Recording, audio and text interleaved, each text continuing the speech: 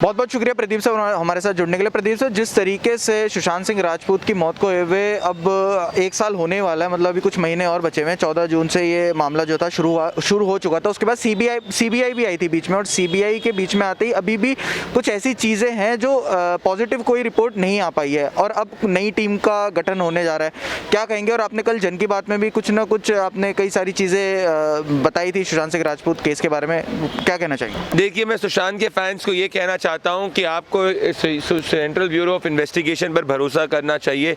कल मेरे काफ़ी क्रेडिबल सोर्स ने, रिपीट करना चाहूँगा, सोर्स बेस्ड इन्फॉर्मेशन है, सोर्स ने मुझे ये बताया था कि सीबीआई जो है आने वाले दिनों के अंदर एक और नई टीम बनाने वाली है।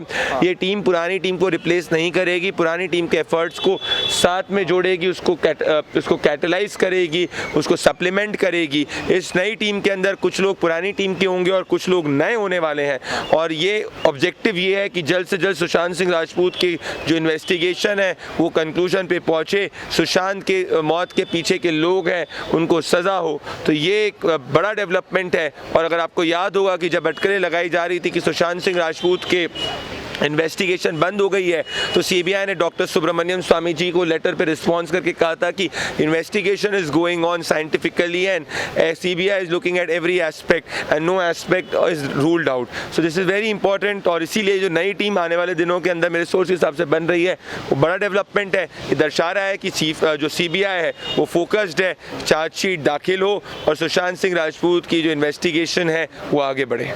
प्रदीप सर, जो अब ये नई टीम का जो फॉर्मेशन होगा, क्या लगता है आपको? क्या ये जो नई टीम के जो मेंबर्स होंगे, जो नए मेंबर्स अभी लाए जाएंगे, वो कुछ ज़्यादा मतलब थोड़े ज़्यादा प्रोफेशनल होंगे, थोड़े ज़्यादा उनमें मतलब थोड़ा ज़्यादा टैलेंट होगा इनके हिसाब से? क्या लगता है? देखिए, सब मेंबर्स में टैलेंट है। जो सीबीआई की टीम है, it is a very very talented, very very professional और द बेस्ट ऑफिसर्स। जो ये टीम नई बनने वाली है उसमें सिर्फ नए लोग नहीं हैं, उसमें पुराने लोग भी हैं और कुछ नए लोग भी हैं। तो आपको समझना होगा ये सिर्फ और सिर्फ इसीलिए मेरे सोच के साथ किया जा रहा है क्योंकि एफर्ट्स को कैटलाइज किया जाए, एफर्ट्स को सप्लीमेंट किया जाए। तो इससे लोगों को ये नहीं समझना चाहिए कि अभी तक की टीम ने कुछ काम नहीं किया है, चीज़ें आगे बढ़ी हैं, उसको और तीव्रता के साथ आगे बढ़ाना है, इसीलिए एक नई टीम को ऐड किया जा रहा है। सर, जो ये नई टीम का गठन हुआ है, क्या इसके बाद हम कोई पॉजिटिव न्यूज़ सुन सकते हैं सुशांत सिंह राजपूत के? देखिए, इन्वेस्टिगेशन में समय लगता है, इसके बारे में ज़्यादा आपको सीबीआई डायरेक्टली बता पाएगी, पर आपको समझना होगा कि सुनंदा पुष्कर के केस में भी 1 साल का समय लगा था चार्जशीट दाखिल करने में। सुशांत की मौत को 7 महीने कल होने वाले हैं। बाकी इस वक्त हमें सब्र करना चाहिए, और मुझे उम्मीद है कि नई टीम के एडिशन के बाद में तो सोर्सेज मेरे बता रहे हैं जो इन्वेस्टिगेशन है और तीव्रता के साथ बढ़ेगी।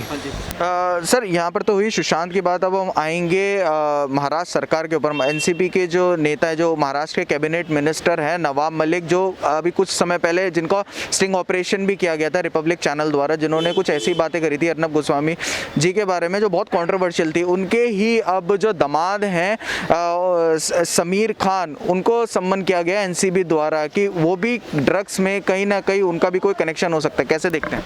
देखिए, जो 20,000 रुपये का ट्रांजैक्शन उन्होंने एक ड्रग लॉर्ड के साथ में उनके दामाद ने किया है, जो एनसीबी को शक है कि वो जो ट्रांजैक्शन किया गया है वो ड्रग संबंधित ट्रांजैक्शन किया गया है।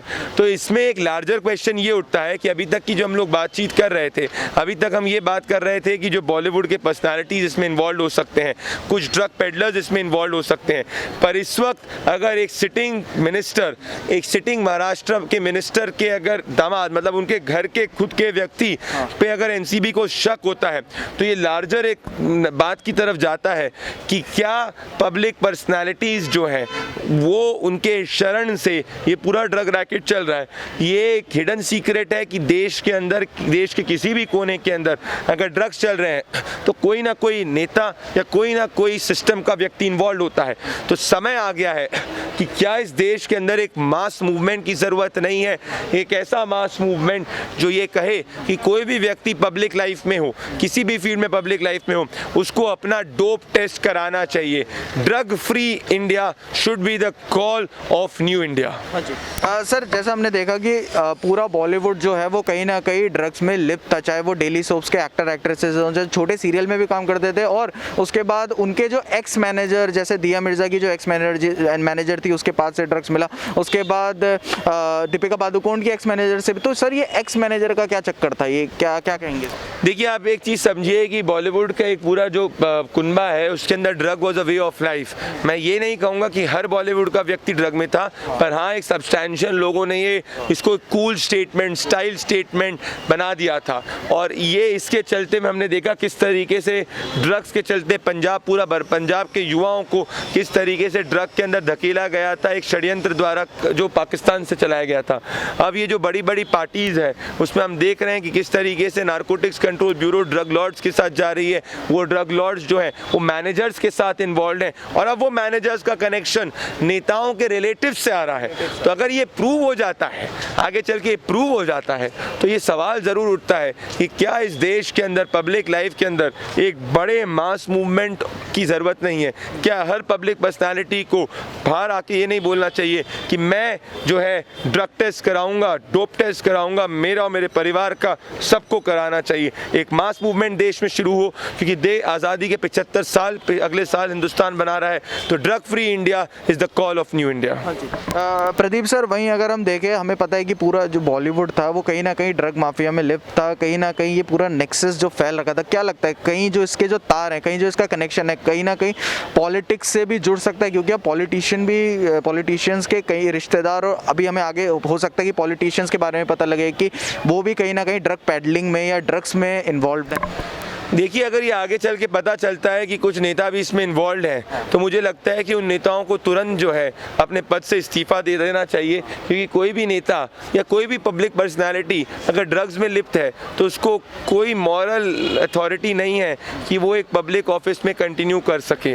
तो अगर ये इन्वेस्टिगेशन जो नारकोटिक्स कंट्रोल ब्यूरो की बढ़ रही है, अगर उस टेंजेंट की तरफ बढ़ती है, तो मुझे लगता है कि एक मास क्लीनअप की ज़रूरत पड़ेगी। और हम लोग हमेशा से सुनते हुए आए हैं कि भाई बॉलीवुड के अंदर कुछ कुनबों में ड्रग्स चलता है। कई लॉबी ने बॉलीवुड को ड्रगवुड बना दिया है।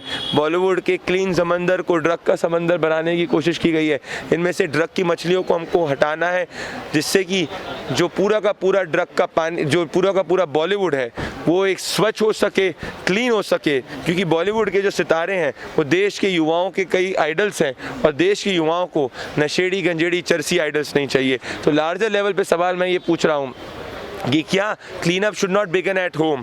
क्योंकि if there is a relative of a sitting minister which the narcotics control bureau believes can be involved in a drug transaction with a drug lord, and if that is proven to be correct, then मेरे हिसाब से is the larger question that every minister in every state or every public representative or every politician should do a dope test. मैं उम्मीद करता हूँ कि parliament इसको कभी ना कभी डिस्कस करे। प्रदीप सर, वहीं हमने देखा कि महाराष्ट्र सरकार ने किस तरीके से टारगेट किया राष्ट्रवादी लोगों को, चाहे अर्नब गोस्वामी जी हो गए, चाहे आप हो गए, चाहे फिर कंगना रनौत जी क्यों ना हो गए। हर राष्ट्रवादी लोगों को जो सच के लिए आवाज़ उठा रहे थे, जो गलत के खिलाफ खड़े हुए थे, उनको किस तरीके से उन्होंने किस तरीके की बर्बरता करी। और अब हम देख लें कि उन्हीं के पार्टी के लोग, अभी किसी के प्रताप सरनाइक के पास से पाकिस्तानी क्रेडिट कार्ड निकल जाता है, उसके बाद फिर वर्षा राउत जो है वो ईडी द्वारा उनको भी सम्मन भेजा जाता है। तो उन्हीं के पार्टी के कई सारे लोग इन सारी चीज़ों में लिप्त हैं, और कहीं ना कहीं मनी लॉन्ड्रिंग वाला केस है। तो वो अपनी चीज़ें नहीं देख रहे हैं, वो राष्ट्रवादी लोगों को हमेशा से टारगेट करते हैं। क्या अब वो कुछ बोलेंगे अपने ही बारे में? देखिए, बीएमसी चुनाव 2022 में आने वाले हैं। अगर महाराष्ट्र की सरकार को लगता है कि जो भी उन पे सवाल पूछे गए वो वेंडेटा है, 2022 के बीएमसी चुनाव के अंदर महाराष्ट्र की सरकार की जो चुनिंदा पार्टियां हैं उनकी सीटें बढ़ जाएंगी।